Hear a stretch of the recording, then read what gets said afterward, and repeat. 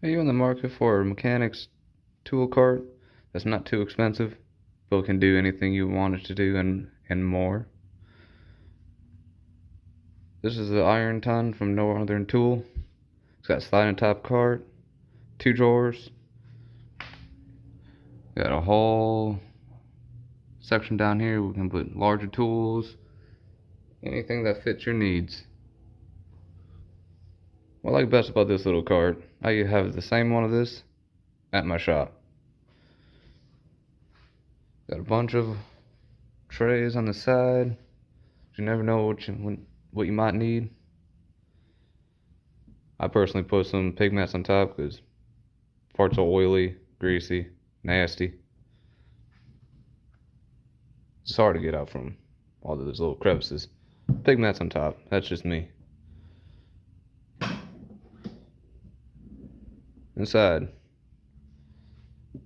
I like to have this Matco tray right here. You can hold all the most used tools that you might need. Got some 1/2 inch right over here. Got my ratchets. I'm a fan of Matco, so that's why you're gonna see a lot of Matco tools. 1/2 inch sockets. 1/4 inch sockets. 3/8 sockets. Little miscellaneous things back there like a torque stick, spark plugs. Longer wrenches underneath the ratchets. Some adapters. Socket that I need. Flashlights. Pocket screwdrivers. Next one down. Most used wrenches. Smaller wrenches. Extensions. Some pliers. Recently picked this one up because I like the snap-on one. Always need adjustable. I like Baco.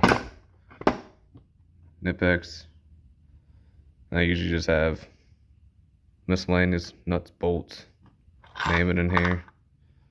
Electrical tape.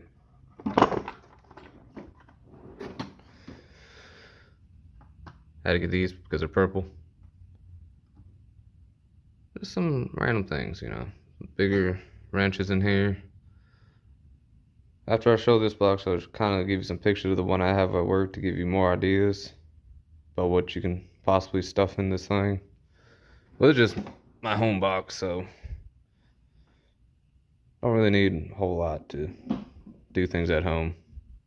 Because whatever I can't do with this one, got the bigger box behind it.